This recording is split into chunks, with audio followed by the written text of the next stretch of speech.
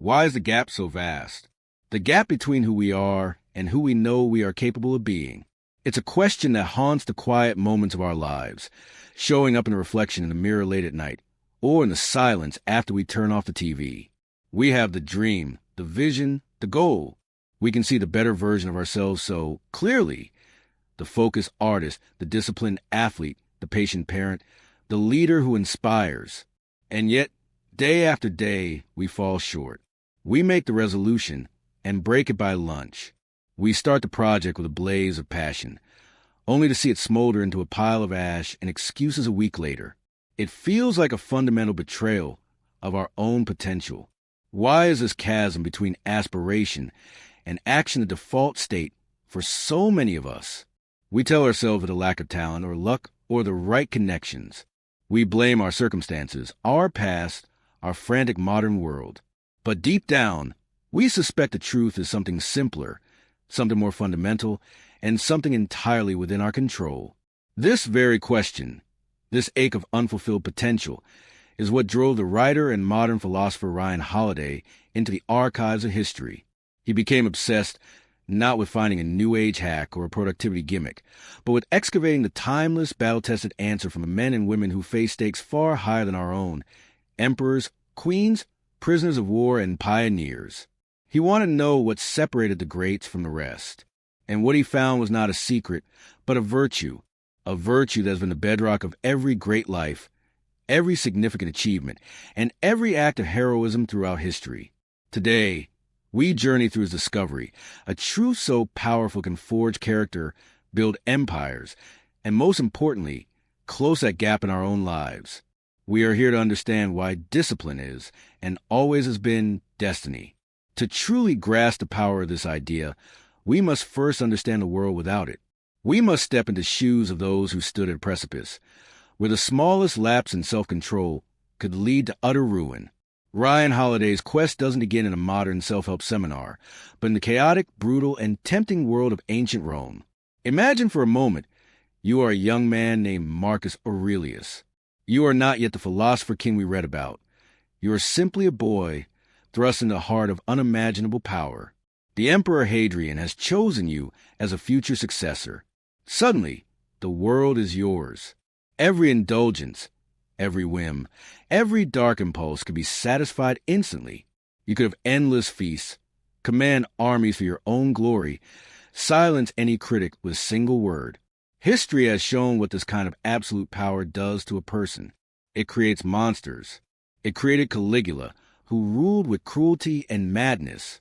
It created Nero, who fiddled while his city burned. This is the ultimate before state. The gravity of temptation is pulling you down with the force of a black hole. Every external pressure is pushing you toward ease, corruption, and decay. The path of least resistance is a gilded slide straight into tyranny and self-destruction. And the stakes are not merely personal.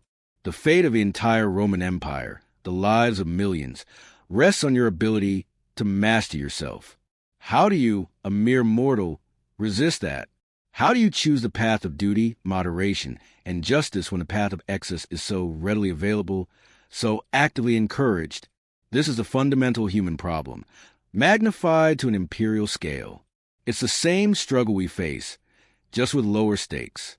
We may not rule an empire, but we are the emperors of our own lives. Our modern world offers its own infinite temptations, a digital coliseum of distractions, easy comforts, and moral shortcuts delivered directly to the palm of our hand. The battle Marcus Aurelius fought with his own soul is the same battle we fight every morning when the alarm goes off, every time we choose the easy path over the right one, every moment we let our impulses dictate our actions. The world without discipline isn't just a world of unachieved goals. It's a world where our worst instincts are allowed to reign, where potential withers on a vine, and where we become slaves to our own appetites. It is the tragic state of being ruled rather than ruling ourselves. The question Holiday poses through these ancient examples is not just how to be successful, but how to not be a failure, how to forge a life of meaning and purpose when the forces of chaos, both internal and external, are constantly trying to pull you up. The first breakthrough on this quest, the foundational layer upon which everything else is built, came from an almost deceptively simple observation about the lives of the greats. It wasn't found in their grand speeches or their heroic climactic moments. It was found in their mornings, in their meals, in their daily, repetitive, and often brutally monotonous routines.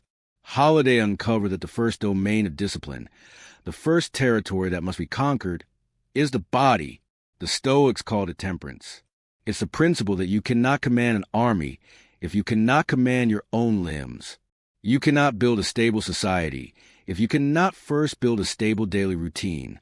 The path to mastering the vast, abstract world of the mind begins with the concrete, physical world of the self. Consider the story of Lou Gehrig, the Iron Horse of baseball. His legend wasn't forged in a single, spectacular World Series winning home run. It was forged in the quiet, unglamorous decision he made every single day for 17 years. To show up. For 2,130 consecutive games, he played. Think about what that actually means. It means playing through fevers, through sprained ankles, through broken fingers. It means playing on days when he was grieving, on days he was exhausted from endless train travel, on days when he simply did not feel like it. His greatness was not a product of his mood or his inspiration. It was a product of his physical discipline. He treated his body not as a vehicle for his pleasure, but as an instrument for his duty. This daily submission of his feelings to his physical commitment created a momentum that was unstoppable. He was teaching his mind, through the actions of his body, that some things are non-negotiable. The work gets done. Period. This is temperance in action. It is the opposite of the modern ethos that says we should only work when we're feeling it. Gehrig understood the professional, a true master of their craft, bends their feelings to the will of their work, not the other way around. Now, let's look at this principle in a completely different arena, the throne of England. Queen Elizabeth II's 70-year reign was a masterclass in the same foundational discipline. Her life was defined by an unwavering and predictable routine. The same 7:30 a.m. wake-up call, the same morning tea, the same careful review of the government's red boxes. This wasn't the obsessive rigidity of a micromanager. It was the strategic wisdom of a leader who understood that willpower is a finite resource. By automating the mundane details of her physical existence, what to eat, when to wake up, how to structure her day, she preserved her formidable mental and emotional energy for things that truly mattered, navigating political crises, counseling prime ministers, and representing her nation on the world stage. She mastered her small world so she could better serve the larger one. By controlling her appetites, she demonstrated her fitness to rule. This is the first crucial answer to the universal problem we all face. The gap between who we are and who we want to be is first and foremost a physical one. We want to write a novel, but we can't discipline our body to sit in the chair for an hour each morning. We want a healthier life, but we can't discipline our hand to reach for the apple instead of the cookie. The Stoics, through Holiday, teach us that the war for our soul is won first on the battleground of our own body. It is the one thing we have the most direct control over. And by establishing that control through small, consistent, daily acts, we build a foundation for every other victory to come. But a disciplined body, while essential, is not enough. You can force yourself to show up every day, to go through the motions with perfect consistency, and still be shattered by the challenges life throws at you. What happens when the opponent isn't your own laziness or appetite, but overwhelming, soul-crushing fear? What happens when the world you've so carefully structured comes crashing down around you? This is a complication that leads to a deeper truth. Lou Gehrig's discipline got him to the ballpark every day, but couldn't prepare him for the career-ending diagnosis of ALS. A queen's routine can manage the affairs of state, but what about the sudden grief of losing a loved one? This is where the second pillar of discipline must be constructed, the mastery of the mind. The Stoics called this virtue courage. And for them, courage was not the absence of fear, anxiety, or pain. It was a discipline to act righteously despite these things. It is the ability to control your inner world when the outer world descends into chaos. There is perhaps no greater modern example of this principle than the story of James Stockdale, a U.S. Navy pilot and a student of Stoic philosophy. When he was shot down over Vietnam, his physical discipline was immediately put to the test. He had to endure brutal conditions in the infamous Hanoi Hilton prison camp. But the true battle was not for his body. It was for his mind. He faced years of solitary confinement, relentless torture, and the constant psychological warfare of his captors, who wanted him to break, to denounce his country, to give in to despair. Physical temperance was necessary for survival, but it would not have been sufficient to prevent his spirit from being crushed. Stockdale survived, and helped his fellow prisoners survive, by exercising an iron discipline over his thoughts. He knew he couldn't control his captors. He couldn't control the length of his imprisonment. He couldn't control the pain. But he could control his response. He disciplined his mind and never lose faith that he would eventually get out, but to simultaneously confront the brutal reality of his day-to-day existence, a concept that would later be known as the Stockdale Paradox. He organized a covert communication system among the prisoners and established a code of conduct to resist their captors. He focused every ounce of his mental energy not on what had been taken from him, but on what he still controlled, his own integrity. This is mental discipline in its most extreme and heroic form. We can see the same internal battle in Marcus Aurelius, the boy we met earlier, now a weary emperor. The journal he left behind, the Meditations, was not written in a peaceful library. It was written in a wind-swept tent on the frontiers of the Roman Empire, while he was leading a military campaign, surrounded by death and disease. A plague was ravaging Rome, and his armies were locked in a seemingly endless war. He was dealing with immense stress, fear for his people, and personal grief. His writings are not the placid reflections of a sage. They are the raw, urgent commands of a man actively disciplining his own mind in real time. He repeatedly tells himself to see things for what they are, to not be swept away by anger or panic, to remember his duty. When he writes, the impediment to action advances action. What stands in the way becomes the way. He isn't crafting a clever aphorism.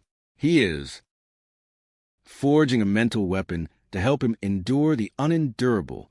He was training his perception, choosing to see obstacles not as barriers, but as opportunities to practice virtue. This is the deeper truth. The body is the ship, but the mind is the captain. You can have the strongest vessel in the world, but if the captain loses their nerve in a storm, the ship is lost. True discipline, the kind that can withstand the greatest trials of life, requires a second, more difficult mastery, the mastery over our own thoughts, emotions, and perceptions. It is the courage to remain in command of ourselves, especially when we are most afraid. So, we have a disciplined body governed by temperance, and a disciplined mind guided by courage. We show up every day, and we face our fears with fortitude. But a crucial question remains. To what end? Why go through all this effort? It is entirely possible to be a physically disciplined, courageous monster, a highly efficient thief, a brave tyrant, a focused villain. This reveals that the first two principles, while powerful, are incomplete. They are merely tools. The final piece of the puzzle, the grand synthesis that gives meaning to the entire struggle, is the mastery of the soul. This is the ultimate why. The Stoics call this third virtue justice. This is a unifying moment in Holiday's exploration.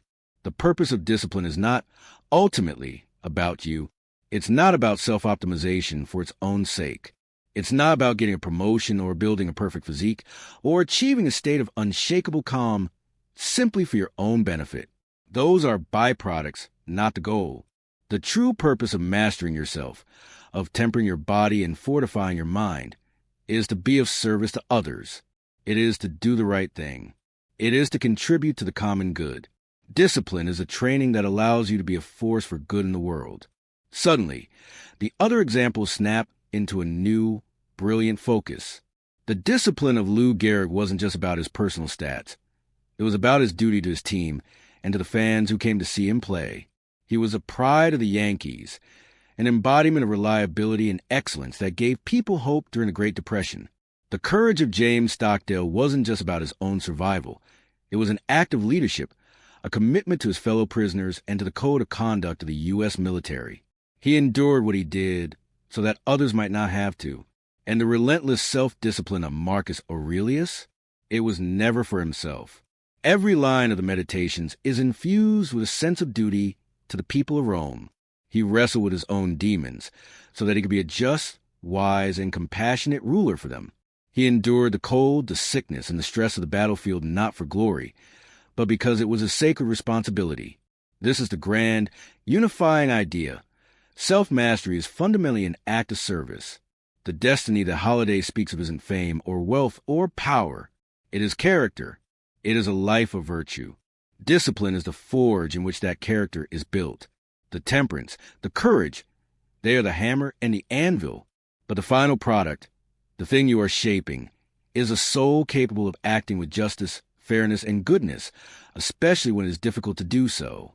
This elevates discipline from a simple life hack to a profound moral imperative. It provides a why that can sustain you through the pain and the monotony of the how. You aren't just getting up early to go to gym. You are building the physical resilience to be a more present and energetic parent.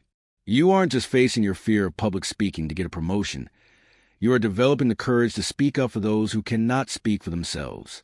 The ultimate destiny is not what you achieve, but who you become in the service of others. We began this journey by staring into that vast chasm between our potential and our reality, and we asked why it existed. We followed Ryan Holiday back in time, into the lives of emperors, athletes, and heroes, and we found the answer was not a secret, but a system, a timeless blueprint for a life of meaning and consequence. It is a threefold path. It begins with the body. You must first win the war over the physical self through temperance. Build the non-negotiable routines. Establish order in the small, concrete details of your life. This is a foundation. From that solid ground, you then train the mind. You practice courage. You learn to act despite your fear, to control your perceptions, to remain the captain of your soul even in the fiercest storm. But these two powers, temperance and courage, are inert without a purpose. The final, crucial step is to direct all of this hard-won self-mastery outward, in the service of justice. To use your strength, your focus, and your fortitude to do good in the world, for your family, your community, and for humanity. Body, mind, and soul. That is the blueprint. This is not just ancient philosophy. It is a practical, timeless operating system for human flourishing. And the beautiful, terrifying truth is that the choice to implement it is entirely our own. It happens not in one grand decision, but in 1,000 tiny ones, every single day. The choice to get out of bed or hit snooze. The choice to face the difficult task or to procrastinate. The choice to be kind when it would be easier to be cruel. Greatness is not a gift handed to the lucky few. It is a verdict, rendered at the end of a life filled with disciplined choices. Your destiny is not something you stumble upon. It is something you build, brick by painful, glorious brick. And so the real question is no longer what the secret is. The question is, what will you do with this knowledge? Will you start laying the first brick today? The journey of 1,000 miles begins with a single step. By being here, by seeking this wisdom, you have already taken it. Now, let's commit to walking the path together. Subscribe to this community not just as a viewer, but as an architect of your own future.